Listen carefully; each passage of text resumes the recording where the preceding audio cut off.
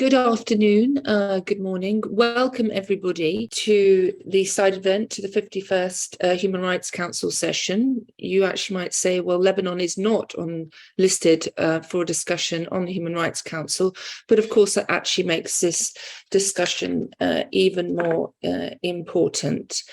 Welcome to our esteemed speakers today and panelists and all of you who've joined us. In particular, I want to welcome those who are survivors, who've had family members killed, or you yourselves may have been injured during the explosion.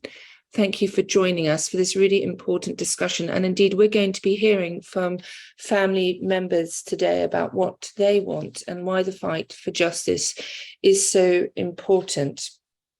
Now, of course, we're talking about just over 2 years, as you'll all be aware, since the explosion took place. And we want to look at what more can be undertaken in terms of justice and accountability for the survivors, the victims, and their families. And we're going to hear about some of the initiatives that are being undertaken, but also importantly, what more can we do in terms of an independent fact-finding mission that would investigate the root causes of the explosion. This explosion did not happen in a vacuum.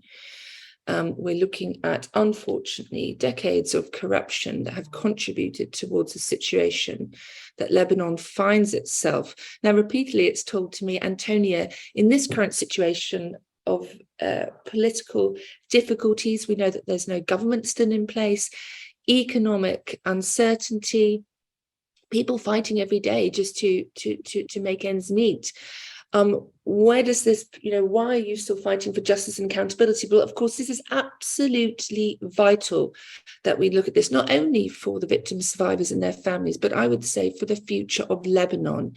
We cannot build a future for Lebanon based on truth, the rule of law, unless we get to understand what happened, who is responsible for the explosion, hold those to account. Primarily, victims, survivors and families are asking for the truth. The truth is the most important aspect that we hear, but we can't find and discover the truth. And that is why also we think that an independent fact-finding mission established by a Human Rights Council resolution with UN investigators is so very vital. This would be the starting point also for future justice and accountability actions to be undertaken. On that note, I'm going to warmly welcome our first speaker, Ambassador Kindle. We've been on many panels together and always often speaking about something similar, which is justice, accountability for victims and survivors. We're here again. We're very grateful for you joining us and for opening this important panel and for standing by our side, really, and not letting the issue be forgotten. For those of you who don't know, of course, Ambassador Kindle is the German ambassador to Lebanon. Welcome.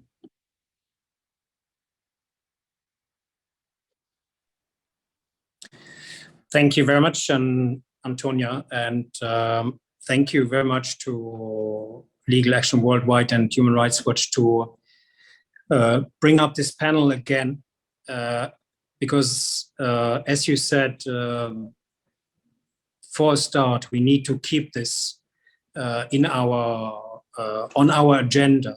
We cannot let loose, we cannot let go, because there is no justice yet, there's no accountability yet. So therefore we need to fight on for this. I spent this morning in Karantina with UNDP. Karantina, you know, is one of the areas most afflicted by the explosion. And I had the opportunity to speak to some members of the neighborhood committees. The government, so the people of Karantina, is not present, and the relations to the Port Authority are strained, but there's a lot of building back better happening. Practically all of it facilitated and financed by UNDP and NGOs. So with the investigation into the port explosion and a judicial building back better, it doesn't look that good. We all know that the domestic investigation is continuously blocked. No progress has been made since the end of last year. This blockade has gone to extremes. People were killed in Tayune last October. Cabinet meetings were blocked by Hezbollah and Amal for more than 3 months. More than 30 judicial claims were thrown against Judge Bitar, and these claims could not have been cleared as the nominations for the relevant Court of Cassation were blocked. As a consequence, no justice is served, and expectations of the victims' families and all of us are not fulfilled. Lately, there has been a decision and an attempt to establish an alternate judge to solve the problem of the blockade of Judge Bitar. The Bar Association and many human rights organizations have expressed their legal opinion on this development. They said it was unprecedented, illegal, and of course, a political intervention. From outside, it seems very worrying to see how much political energy and activism has gone into preventing the thorough work of Judge Bitar and how little political energy has gone into facilitating justice. So with the domestic investigation being in deadlock for about a year now, I have the impression that most within the international community have lost their remaining confidence in the capability of the Lebanese political system to guarantee the necessary independence of the judicial system to resolve this case. Nobody has any reason to believe that Judge Bitar cannot finish his investigation, but now everyone has reason to believe that the political system has no interest in Judge Bitar finishing his investigation. And the international community does not seem to be alone with this view. During the past months, several petitions calling for the establishment of an international fact-finding mission were brought forward, not only by civil society organizations, but increasingly also by meaningful groups from the Lebanese parliament. So I think the establishment of an alternate judge that could easily be seen by members of the Human Rights Council as a political attempt to bypass the investigation work by Judge Bitar could in fact bring an encouraging momentum to the international community to consider international action in order to allow for justice to be served. It could obviously be seen as a red line crossed of political influence. So what are the options to move forward? As one of the states who has lost citizens in the blast, my colleague Gabriele Kühnle-Radke and baby Isaac, we will continue to explore ways how to bring about justice. We have a strong interest to bring about justice for our own citizens and hope to contribute in that way to bringing about justice for Lebanese and other victims as well. Clearly, ensuring accountability is the task and the obligation of the Lebanese state. Further, and it might at first sound odd, but one of the options, of course, for the Lebanese government to confirm its seriousness to bring about justice would be to ask for the establishment of a UN fact-finding mission. They could do it themselves. This would greatly help building trust and confidence both inside Lebanon and in the international community regarding Lebanon's commitment to a full and transparent investigation of what happened. And it would not be the first time that a country seeking justice walks this way if domestically there are huge difficulties. Pakistan, for instance, has done it. 5 months after former Prime Minister Benazir Bhutto was assassinated, the government of Pakistan requested in May 2008 the Secretary General of the United Nations to set up an international commission of inquiry to establish the facts and circumstances of the assassination. The commission was set up in February 2009 and presented its report in April 2010. So it's been done before. I'm sure that the international community would support a similar request by Lebanon for a fact-finding mission into the Beirut port explosion. And such a request could be submitted to the Human Rights Council or the UN Security Council. This is one possibility, of course, and I know you will say I'm naive asking for this, but it could be a win-win situation for those in the Lebanese government who want justice and who want transparency, because this would be a way, of course, to establish trust and confidence from the international community. So for today, I wish all of us a fruitful discussion. Events as today's panel discussion are important to regain the necessary momentum and to show that despite all the other challenges Lebanon is facing, impunity is never an option. Thank you very much, Antonia, and I give back to you. Thank you so much, Ambassador Kendall. And you have reminded us, of course, that the domestic investigation is blocked. We have no indication that it will move forward. And indeed, when we were having this discussion 2 years ago, it was a very different, I think, comments from the international community. We were being told, you must wait for the domestic investigation. We have waited, and the victims, as you have said, and survivors and families have waited. But right now, we cannot see a way forward. It's always ideal if a national justice system is able to conduct investigations in an impartial way. But that is not what we are looking at. We have come to a block, and we now need to find a way forward. And of course, that is why we are here today. And you've given us some suggestions. And I wouldn't say that they're naive. Of course, let's encourage the Lebanese government, when it does come in, to take up this mantle, as you have suggested. Now, I want to move forward onto Zeina Wakim. Zeina, thank you so much for joining us. You are in DC, I think, right now, and you're about to go and, I believe, brief Congress. You'll correct me if I'm wrong. On this situation, you are with victims and survivors that we work with closely, and we really welcome that initiative. Zeina, I know that also you can't join us for the whole of the panel for that reason. Zeina, tell us, why is it important that you're going to speak to Congress? What do you think you might hear from them? And can you tell us more about the case that you have filed in Texas?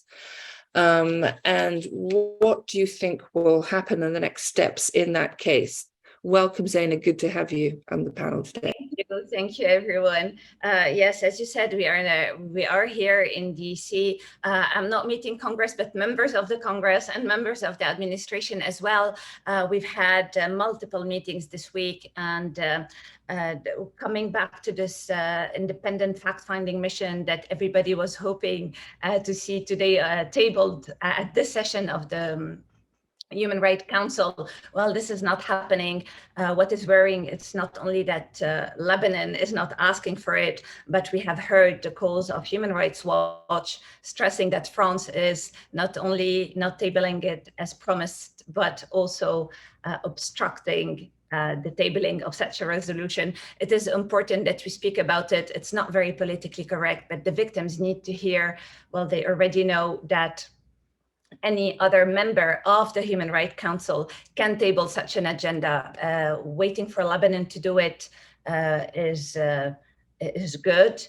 We need to push for Lebanon to do it, but we also need the Western world, and it's a vague term, but I would say the European countries at least, to take their responsibility vis-a-vis what's happening today and currently and what's happened over the last 30 years in Lebanon. This is not something new, you know, it's a result of 3 decades of accepted, veiled corruption by Lebanese officials. So that is important to remind every European country that they can also put forward that resolution on the table for the next session. This one is too late. So that's why also we're here in the United States, because we believe, since Europe is not moving, that the US could take also a more active role and maybe table such a resolution and take the lead and push the UN for a fact-finding mission.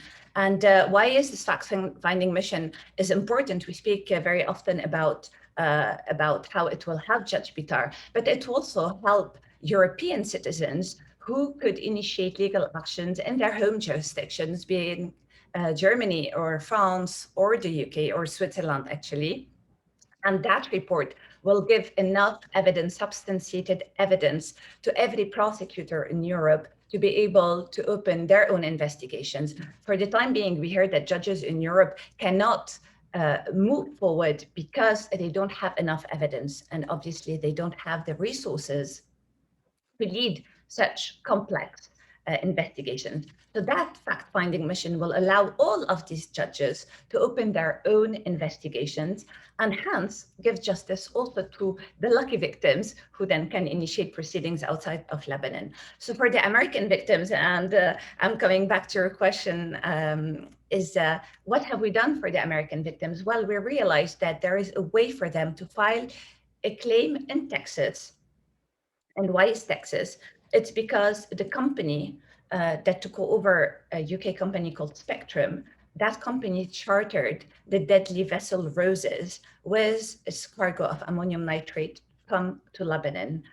And so we're going after that company. The case is moving. It's district court in Texas, so that is moving much faster than any other court would be moving. And soon we will be getting into the discovery stage. We have already started exchanging with the defendants our discovery request. And I would like just to explain to everyone what discovery is. It is a very powerful investigative tool that the American justice has. It's very peculiar to the US, that allows judges to extensively and internationally seek evidence. They can summon officials to be heard, they can summon witnesses, victims, obviously, but they can also request extensive evidence, to be handed over to the victims, so which is to our group of American plaintiffs. And that evidence is not only about the cargo and the ammonium nitrate, but it will also allow us to uncover the wider network of corruption that led to the blast. And that evidence, which could have actually been obtained through a fact-finding mission, it's an additional path for justice, because we will be sharing that information with Lebanese judiciary for as long as it can work or resume work, but also with all other prosecutors and investigative magistrates who would be looking at this case outside of Lebanon at the request of victims, who would then have to file in their home jurisdictions such a case as well. Thank you so much, Zaina. I have a question for you. What would happen if individuals or companies or state agents or government do not comply with your discovery requests? What action can be taken? Well, the discovery request is not against the state, and this is really the powerful tool that you're using here. We're going after the enablers, private individuals that allowed this corruption scheme to happen. We have to understand that politicians in Lebanon are not acting alone. They have a very vast network of enablers, bankers, middlemen, frontmen, all sorts of people enabling this to happen. They are not officials. They can be summoned, they can be questioned, they can be detained, they don't have immunity, and without them, the system does not exist. We have to remember that at the heart of every political system, there is obedience and there is support from a fringe of enablers, and we will be questioning those enablers. We will also be summoning officials. They may appear or not appear, but the Texas-based company has American duties, US-related obligations to deliver evidence, and they have the evidence, and they will be summoned to deliver that. So they cannot hide behind immunity. They cannot say we're in Lebanon, they are in Texas. So they will have to provide the evidence requested by the judge here. Zaina, that is good to hear. And we look forward to hearing how the case progresses and also how your briefings go, Zaina. We wish you good luck with that, and hopefully that you can stay on the panel for as long as possible. I'm now going to, and for those of you who don't know who Zaina is, apologies as well. She is the Director, of course, of Accountability Now and an international lawyer. Forgive me, Zaina, for not introducing you at the beginning. I was so keen to talk about the case. Now I want to move on to Mrs. Karam. Mrs. Karam, are you there? Mrs. Karam, thank you so much for joining us today. We've met in Beirut, and Mrs. Karam's husband, Sharbel, her brother, Najib Hiti, and her cousin, Sharbel Hiti, were all killed in the explosion. Mrs. Karam, We're all here for you, fighting for you and for the other families. We welcome you to speak. And we have translation, everybody.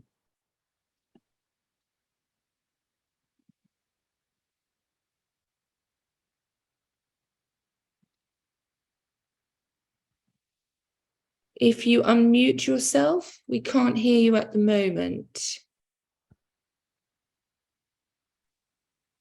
Hello, Antonia. Good to see you again. Good to see you again. Everybody, there's an interpretation button at the bottom because she will be speaking, Carlin will be speaking in Arabic. Welcome. Good to see you again. أول شيء بدي لكم ميرسي كتير على تعاونكم معنا وعلى صمودكم حدنا لأكثر من سنتين. أنا مثل ما حضرتك قلتي خسرت خيي شربي الحتة وخيي نجيب حتة وجوزي شربي الكرم بانفجار مرفأ بيروت. هن 3 من رجال الإطفاء. من 4 آب لليوم نحن ما سكتنا وما نطرنا ولا أو للعدالة لأن نوصل ونعرف شو يلي صار بأخونا، ورح نضل نجرب بكل الطرق مع إنه السلطة اللبنانية عم بتكون واقفة بوجهنا وعم بتعرقل كل مشروع عم نجرب نقوم فيه أو كل خطوة عم نقدر نوصل فيها لمحل هن عم بيجربوا يعرقلوها. القاضي التحقيق المحقق العدل طارق البيطار صار له أكثر من سبب السياسيين يلي عم بيجربوا قد ما فيهم يسيسوا القضاء ويوقفوا ما يتوقفوا المطلوبين.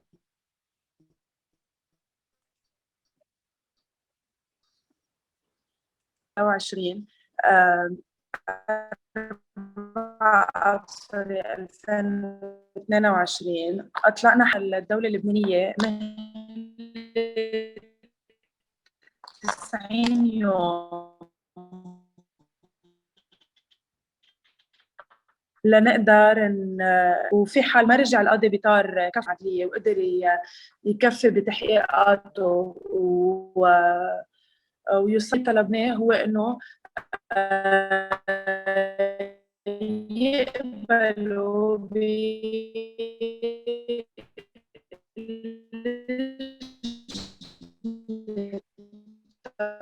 Carlin, we can't hear you very well. تكون مؤلفة من يقدروا يساعدوا Better.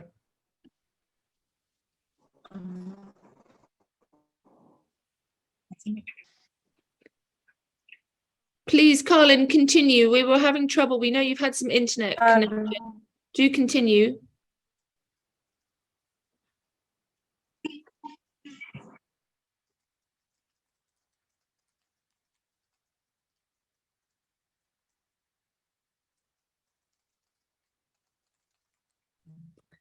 It seems, everybody, that Carlin is having internet difficulties. We know that she was struggling to join us. Let's just give it a moment.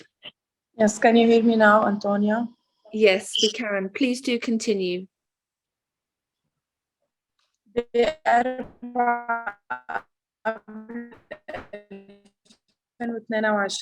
طلبنا رح من بعد ما طلبنا فيها عرضنا على الدولة اللبنانية وعلى السلطة اللبنانية مهلة 90 يوم.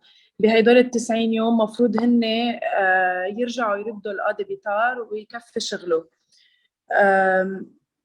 عملنا رسالة، هيدا الرسالة حكينا فيها عن كل التعرقل يلي عم نتعرض له من وراء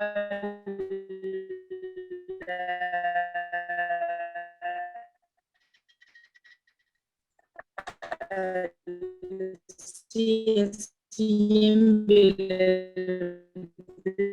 بلبنان. وتوجهنا بهيدي الرسالة بزيارات للأعضاء الدائمين بمجلس الأمن للولايات المتحدة الأمريكية، لروسيا، لألمانيا، للصين ولبريطانيا. قمنا بزيارات في 5 آب 2022 لهول السفارات.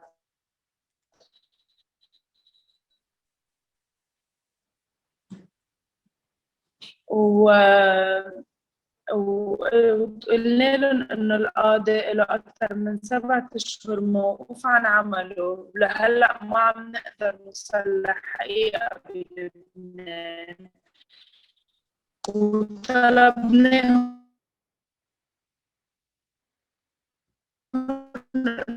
يكون في لجنة إن كان من خلال الدولة أو من خلال we can't hear you very well, I'm afraid. في حال السياسة غلو، بس للأسف لهلا ما منيحة. أنطونيا. Colin, you've cut again, I'm afraid. Colin, can you hear me? Antonia, yes. Okay, we can hear you now, Colin. Yes, please go ahead. Perhaps keep your camera off so we can try to hear you. So sorry, Colin.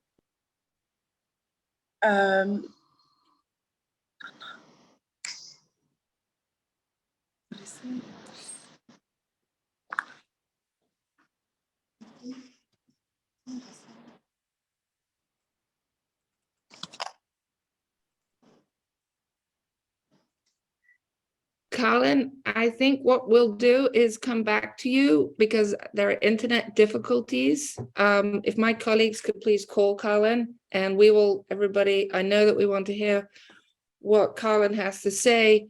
So we're going to try to come back to her so she can finish. I want, if she can hear me and other members of the family can hear me, what strikes me is how remarkably brave she is. I've met her and other members of the families of the firefighters. And instead of having the time to grieve, which is what we have heard so many times, they are fighting every day for justice and being intimidated and threatened for trying to find the truth. And this is what we're seeing increasingly happening. And that's extremely concerning. I want to now move on to Cyril Adam.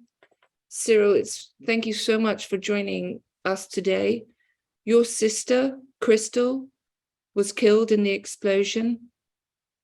Again, Cyril, we're so sorry for your loss, but thank you for joining us. Please, the floor is yours. Hello, everyone. Thank you for having me. You know, needless to repeat what has been done, you know, what has been already said. You've described the situation pretty well. I mean, as Caroline was trying to explain, obviously right now, given the countless, you know, political interventions in the investigation and obstructing the prosecutor in his mission, there's a general, you know, feeling of obviously, I wouldn't say desperation, but that's gradually losing hope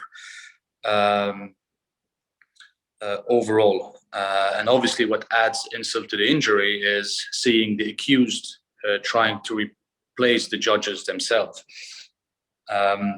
So right here where we are, obviously we kind of see two outcomes to this, two solutions.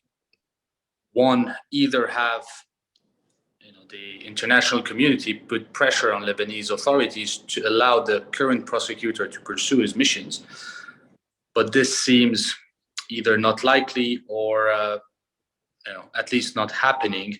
Obviously, we have had high hopes from France, given the promises given by President Macron himself, but it doesn't seem to be materializing. And the second one being what Mr. Ambassador and Zena have, you know, have suggested, which obviously kind of makes sense. However, also without wanting to look too naive, do we have credibility in the Lebanese government and authorities to ask for, you know, for help or for an investigation or, you know, UN finding facts, etc. Given that the main participants in this government are also the accused. So from here, does it say, are we in a deadlock? Yes or not? I mean, for me, it's hard to say. Obviously, I'm not a diplomat, nor a lawyer, but it feels any issue is kind of blocked for us. Again, all we seek is justice, because justice means accountability, and this gives relief on one hand, but also gives hope at the end.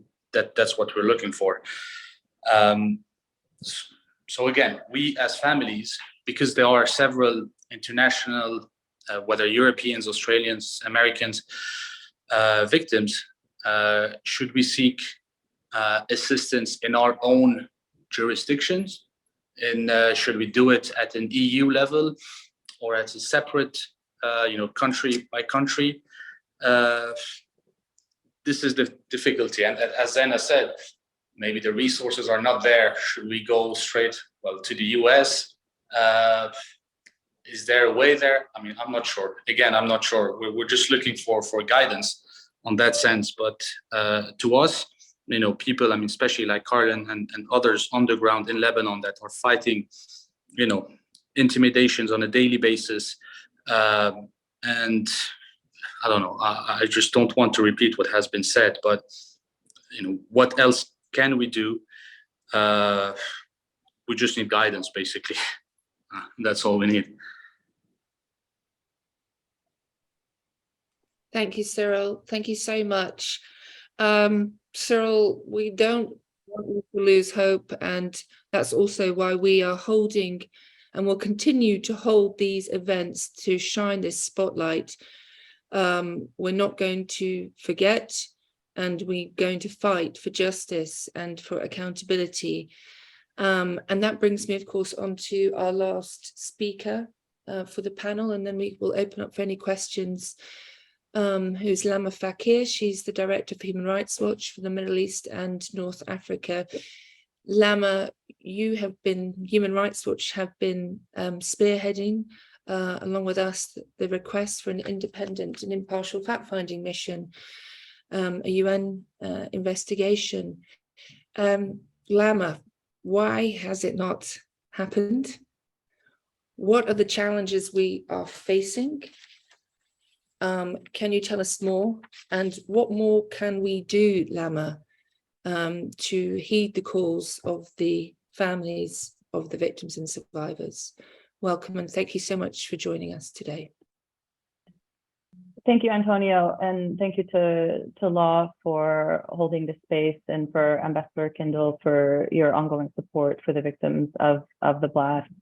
I want to say to you, Cyril and Carlin, it is you give me hope to continue in this fight. And I know it is not easy to be asked again and again to speak about your loss, but your remembrance, your telling of the loss and the harm that was done is critical in this fight. So thank you. And we are going to continue with you on this road, this long road towards truth and towards justice. I want to start off by saying that it is within the mandate of the Human Rights Council to establish a fact-finding mission on the blast.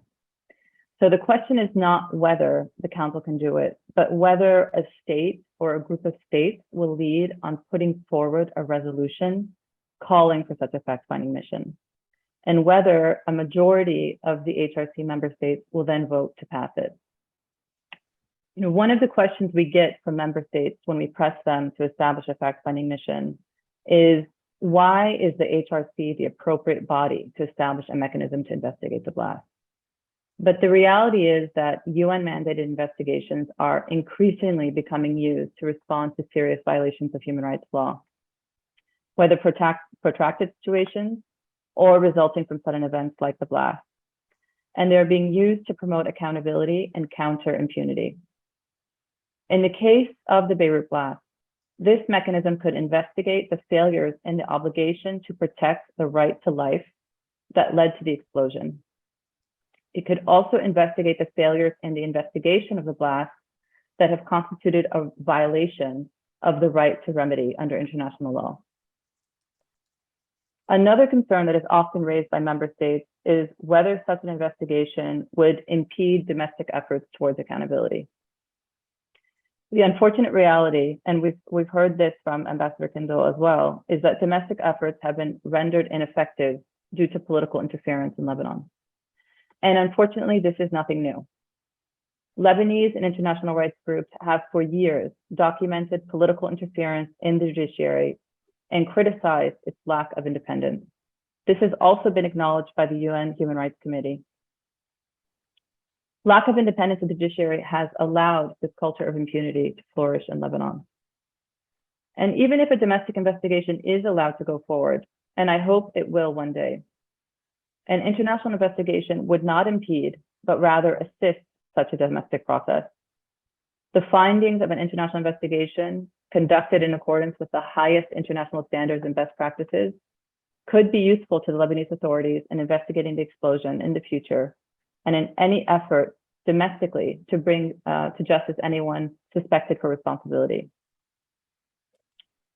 It could preserve evidence and could make recommendations to Lebanon and the international community on steps that are needed both to remedy the violations and to ensure that this never happens again in the future. Technically speaking, what do we need to establish a fact-finding mechanism? We require one country or a group of countries to step forward to author or sponsor a resolution. The resolution could request cooperation of other relevant UN bodies or member states to carry out its mission and to provide administrative, technical, or other assistance. The resolution should call on Lebanon to cooperate fully with it, but the mission can go forward even without the consent of the state under investigation. The international community has invested heavily in Lebanon's state institutions, and in Lebanon's democracy. But that investment is undercut. It is undermined every day by the corruption and impunity that are allowed to flourish. It is undercut by the impunity of the Beirut blast. The mandate of the Human Rights Council, the interest of justice, human rights, and stability all weigh towards the establishment of a fact-finding mission. But that is not enough. We also need leadership, political will, and sufficient political consensus. One way to work towards this could be through putting forward a joint statement on Lebanon that raises concerns about the culture of impunity at the next Human Rights Council session.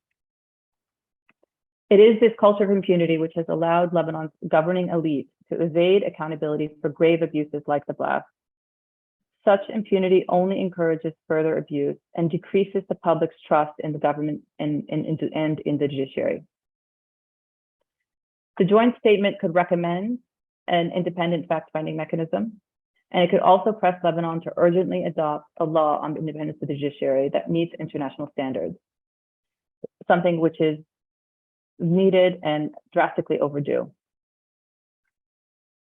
Over the past 3 years, Human Rights Watch has worked with the families of the victims and other civil society groups like Law to drum up support for an HRC mandated fact-finding mission. We've written letters to the members of the council. We've organized news conferences urging international communities to act. We've met with diplomats in Beirut, in Geneva, in Paris, and various capitals. But the victims' pleas have been met with silence. In several meetings with diplomats, many of whom also expressed to us their concerns about domestic investigation, they raised the need for France to green light before they could support a resolution on the blast at the HRC. Other countries appeared to defer to France because of the perception of its special relationship with Lebanon, which just harkens back to its colonial history. In our meetings with French officials regarding the Beirut blast, they have raised concerns about an HRC investigation. They've said to us, it's not the right time, this is not a human rights issue, or simply give the domestic investigation a chance. France's position on this is bellied by the facts, and their inaction at the Human Rights Council stands in stark contrast to the commitments made by President Macron to the victims in the immediate aftermath of the blast. But it is not too late to act. It is not too late for France or for another government to lead a group of like-minded states at the next Human Rights Council session to work towards a resolution that would establish a fact-finding mechanism. It's past time for the Human Rights Council to act. we will continue to stand with the victims until we see that there is accountability for the atrocious crimes that happened on August 4th.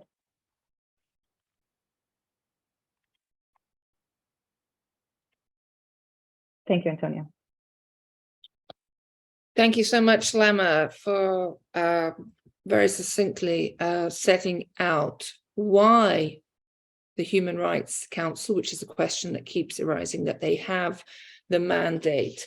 And also that, of course, we've seen that it's not only the situation of Lebanon, where the Human Rights Council is utilized to pass resolutions, because also, let's be clear, of the paralysis at the UN Security Council.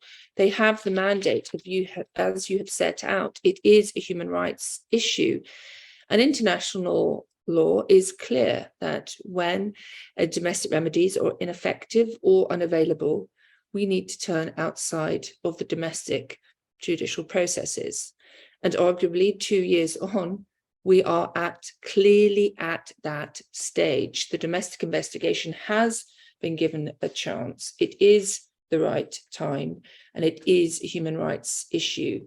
And we do urge France now to step up and support this fact-finding mission, and to remind them that time has been given and something more must be undertaken.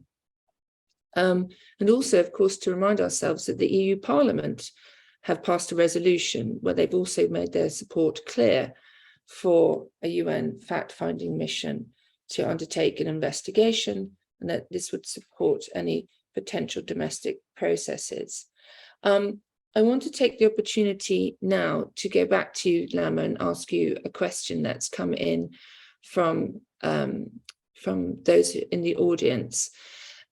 Now, one of the questions is, can sanctions against Lebanese officials speed up the process of reaching justice? Lama, can you comment about sanctions, their use, or what more could be undertaken in this situation? Thank you. Thank you, Antonia, and thank you to the participant that asked the question. So sanctions are not a judicial remedy, but they can have a role to play in ensuring that states send a message towards officials regarding their behavior. So there are human rights and corruption sanctions in a number of jurisdictions, including in the United States, in the UK, Canada, Australia, European states, that can be pursued, and we believe should be pursued against those officials for whom there is credible evidence that they have responsibility for the Beirut blast explosion. At the same time, this process does not replace judicial process. It is something that can happen in parallel or in advance of moving forward with the judicial proceeding, but it certainly does not replace it. Thank you, Lama. One comment that we've got in the chat box is that another advantage of the UN Human Rights Council is that there is no veto right to any of the members. Indeed, that's correct, but you do need a majority of the 47 member states. You need a majority of 24 member states to press that green light to pass a resolution.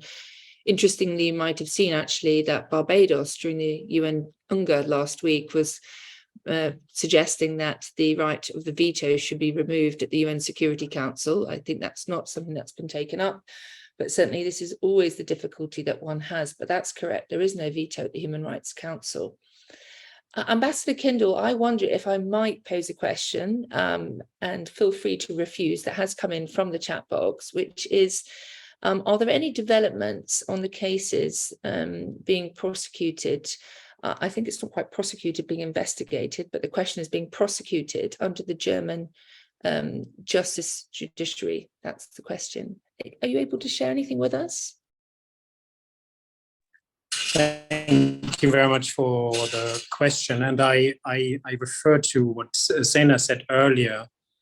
That's actually true for the case in Germany. We have a prosecutor dealing with the death of our colleague Gabriele and the death of Isaac. This is a prosecutor at the place where our colleague Gabriele had her last residence in Germany. So that's how it is being allotted to. But that prosecutor, of course, needs information and needs results from the prosecution or from the investigation here in Lebanon, because he has no means to complete or to fulfill a prosecution on his own. It's there is in fact an inherent difficulty, because my understanding is that not necessarily the Lebanese law allows that that German prosecutor would be able to consult with the judge, or would be able to consult the files, as long as the investigation here is not being finalized. So yes, seemingly we are stuck here, which is of course not acceptable. But this is a problem. Therefore, there is the answer to the question is there's no development. Thank you, Ambassador. And exactly as Zena said, it's not only within Germany, but also within France that they are waiting for the outcome of the domestic investigation so that they can proceed. So they are also blocked. Before I'm going to come to our panelists and ask them for one final comment, I want to come back to you, Lama, and ask you the question. You mentioned that France has been blocking, if we may put it like that, or perhaps at least not supporting at this point a resolution to establish an independent fact-finding mission. So the question that we have from the audience is, what actions can be undertaken to lobby France or to take for them to encourage them to support this? Lama, can you share any thoughts on that? Yes, thanks, Antonia. So I want to be clear that there's nothing that technically, requires France to lead on an HRC resolution on Lebanon. So another state can step forward and lead on this. So, representatives have said to us repeatedly that they're looking to France to lead, but we are also looking to them to lead.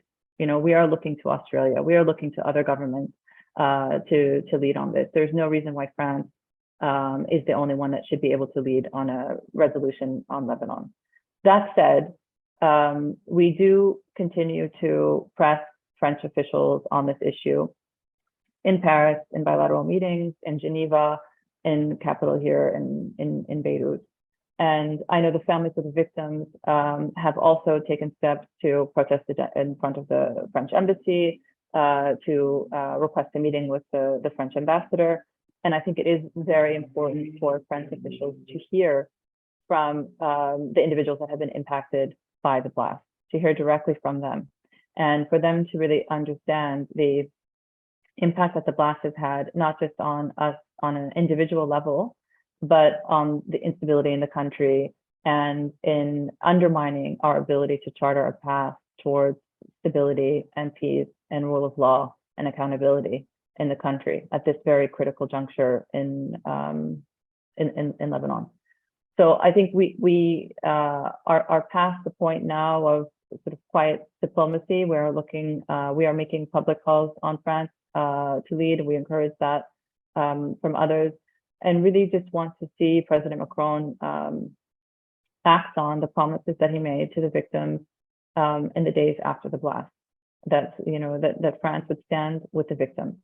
This is what it would mean, stand with the victims. It would mean standing for accountability and truth, and there's a pathway to do that at the Human Rights Council. Thank you so much, Lama. And again, it's a really important reminder. It doesn't require France green-lighting it. A resolution can move ahead without them.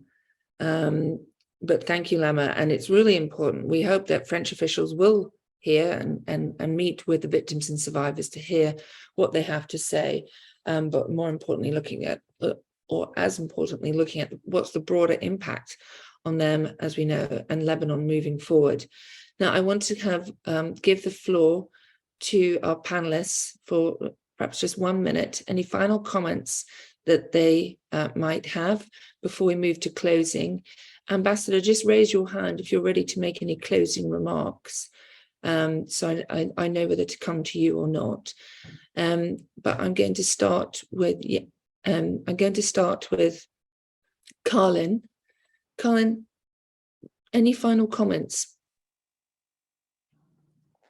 Can you hear me, Antonia? Yes, we can. Welcome, Carlin. Thank you. أنا بس يلي كان بدي أعمله هو إنه أقرأ رأي الرسالة يلي توجهنا فيها لأعضاء الدائمين بمجلس الأمن.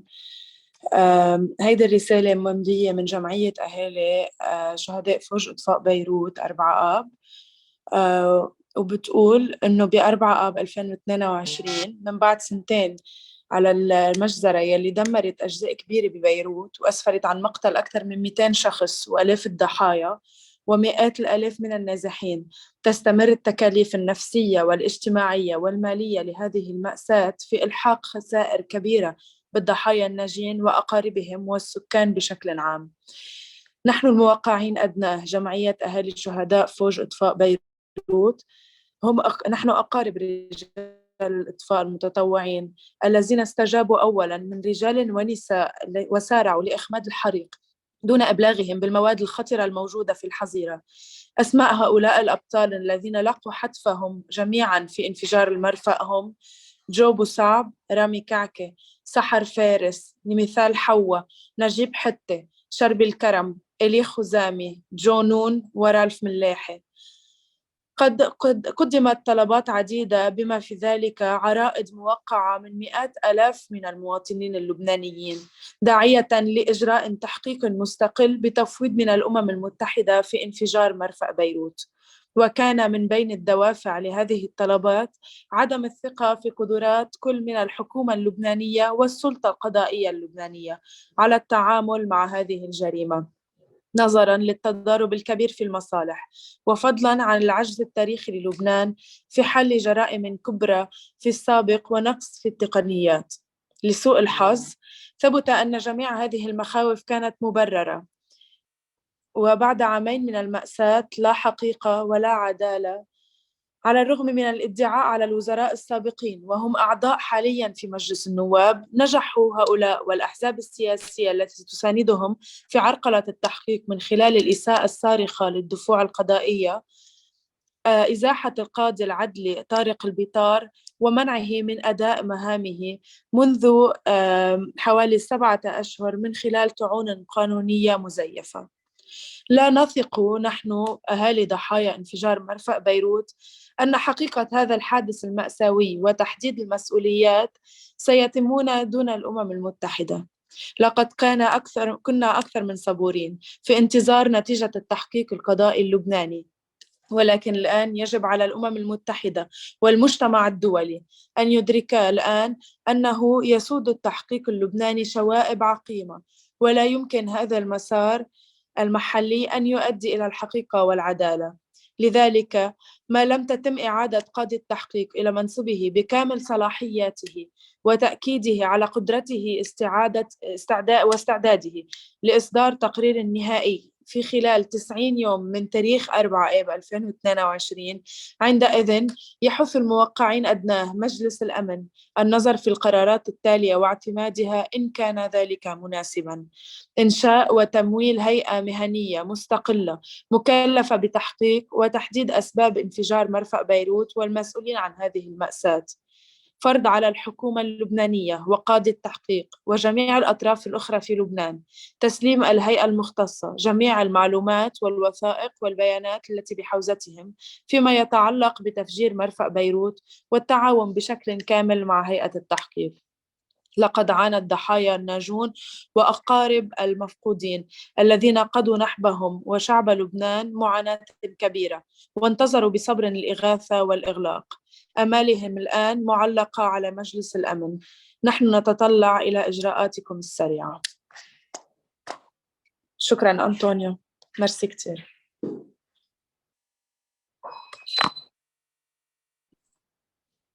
Thank you, Carlin. And as Lama said so well earlier, We know how difficult it is for you to speak out, but it's so vital that we hear you, that everybody hears you. So thank you so much for your bravery and for your courage for joining us today. And we will keep fighting with you. Cyril, some final words from you?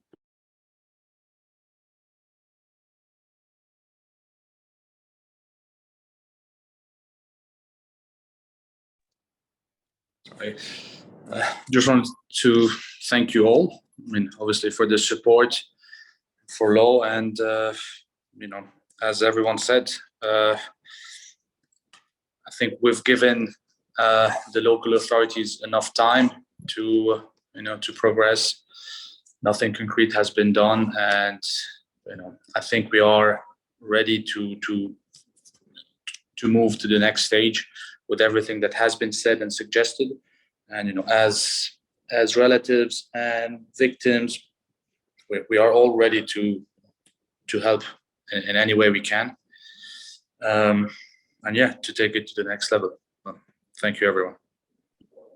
Thank you again, Cyril, for joining and for your courage in speaking out today. It means so much to us. We need to hear your voice. I'm going to come to Lama next. And Lama, in your final remarks, can I ask you also to address a question that we've had from the audience, which is, can you give us other examples of fact-finding missions that have been established that could be similar precedents for the situation of the Beirut explosion? That's a question that's being asked from the audience. Thank you.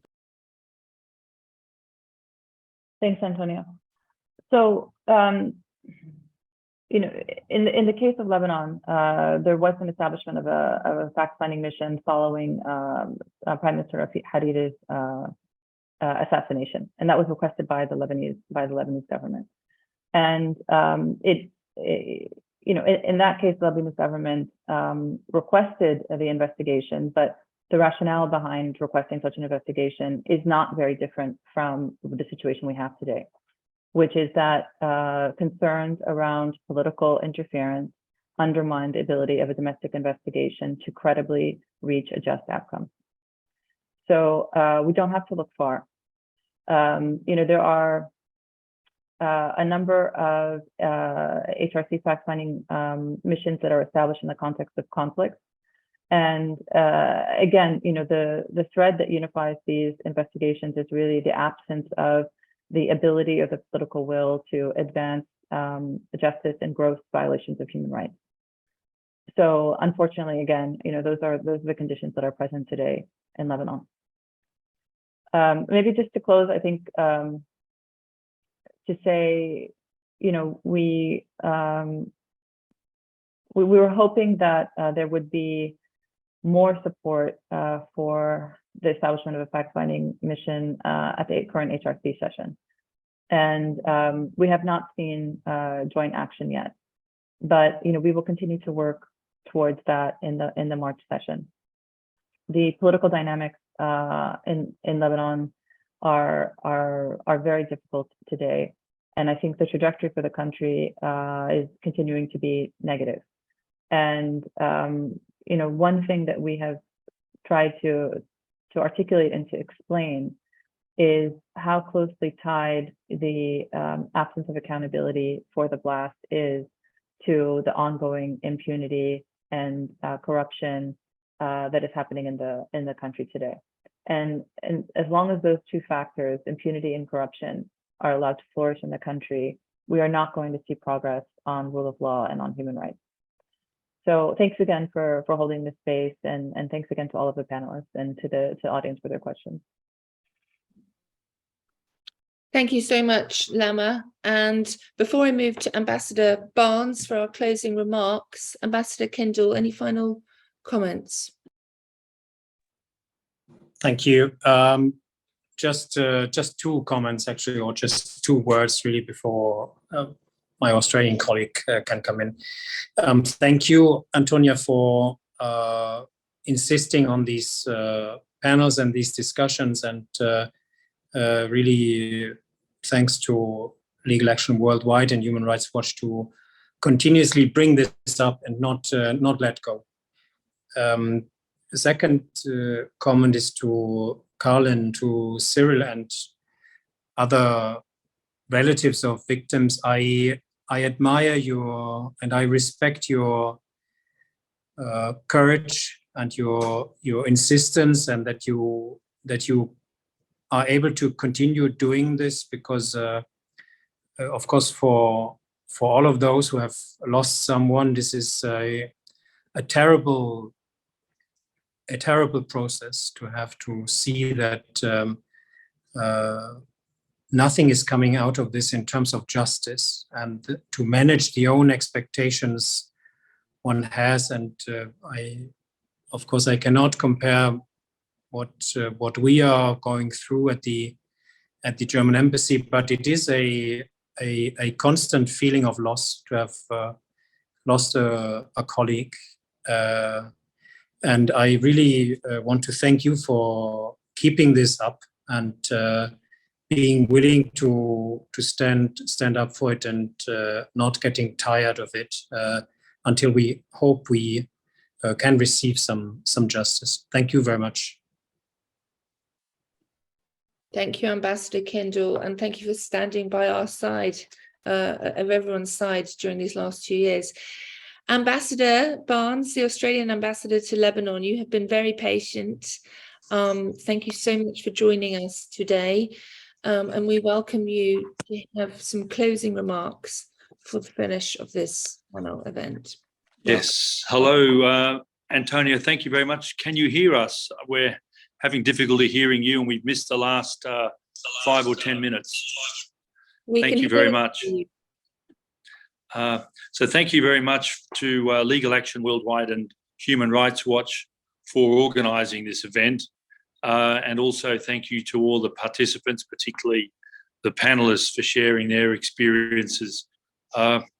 As Andreas said at the beginning, these platforms are so important in maintaining the international focus on the 4th of August tragedy, and in reiterating the calls for justice and accountability.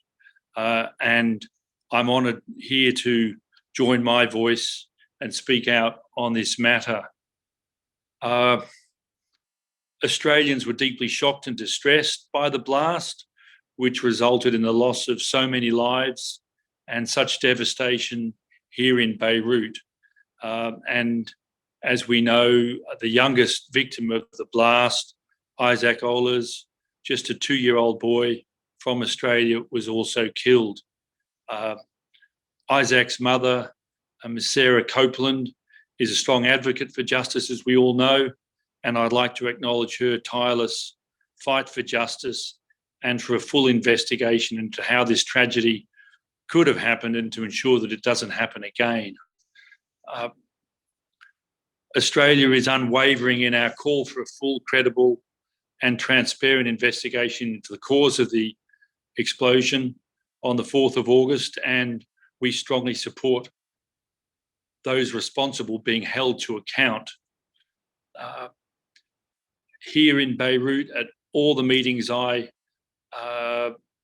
am in with Lebanese officials, I press this point very strongly, and we are known here for our strong advocacy on the issue and our call for a full, credible and transparent investigation.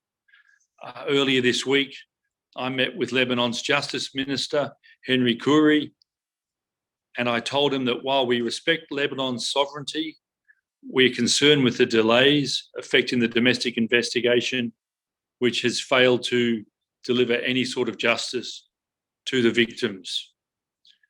I'd like to thank Lama for her very clear explanation of the role that the Human Rights Council in Geneva can play in this regard.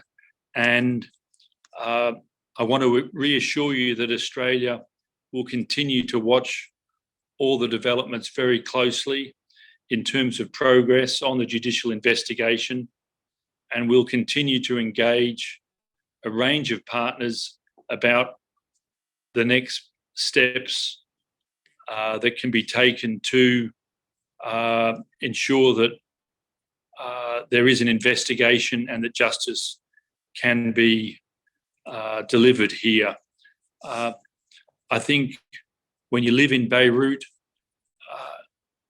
you meet with the people who are affected by the blast, you see the devastation.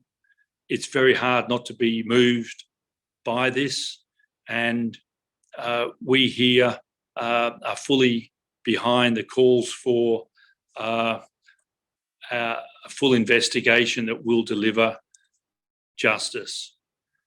Again, thank you all very much for the opportunity to participate in this panel, and congratulations to Human Rights Watch and Legal Action Worldwide for your continuing ongoing efforts in this. Thank you. Thank you so much, Ambassador Barnes, for your support.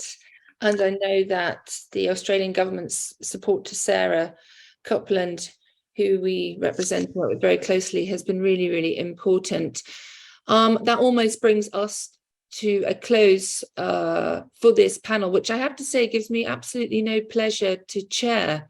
Each time I do chair these panels, I find it deeply troubling, and we work in very complex and horrific conflicts around the world, from Africa, Asia, and the Middle East. And this is a very, very difficult situation, this quest for justice in Lebanon for the victims and survivors. But we've heard very clearly today, the domestic investigation is ineffective, it's blocked, and it cannot see a way forward. It is clear in these situations that international law must therefore come to the forefront. We've heard that the Human Rights Council has the mandate to pass a resolution that would establish an independent fact-finding mission to investigate the root causes of the explosion. It only takes one member state to table that resolution. We want France's support, but it is not required to table that resolution. We have to now look to March's session. We count on all the member states, your support, not only to pass a resolution, but let's have a statement prior to March, setting out your support already for a resolution. It is not too late. It's not too late to set up an independent fact-finding mission. We've heard that. Thank you very, very much to the families that have joined us today, and to those of you in the audience who have lost members of your families in the explosion or have been injured. We are fighting for you. We will continue to stand by your side with Human Rights Watch, who co-hosted with us today. Thank you so much. Let's bring us to a close. Thank you very much to our panelists for joining us today. Ambassador Kendall, Ambassador Barnes, Lama from Human Rights Watch, Cyril, Carlin and Zena, who has already gone to brief members of the Congress. We will be back having another panel, I'm sure, next year. In the meantime, take care, everybody, and thank you so much for joining us today.